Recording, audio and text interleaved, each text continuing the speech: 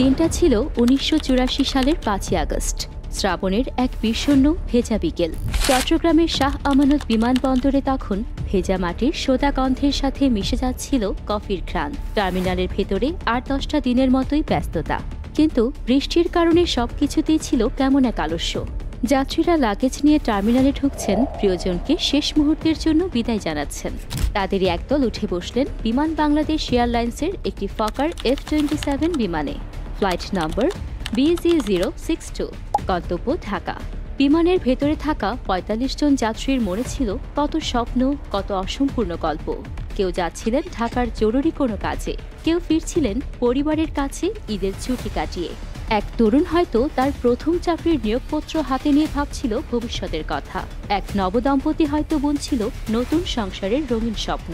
মায়ের কোলে বসে একটি শিশু হয়তো অবাক চোখে দেখছিল জানালার কাছে গড়িয়ে পড়া বৃষ্টির ফোঁটা, যা দেখতে তখন মুক্তোর মতো লাগছিল। ককপিটে বসেছিলেন ক্যাপ্টেন কানিস ফাতেমা রোকসানা, বাংলাদেশের প্রথম নারী বাণিজ্যিক পাইলটদের একজন। তার শান্ত আত্মবিশ্বাসী মুখের ওপরই আস্থা রেখেছিল এই ৪৯টি জীবন।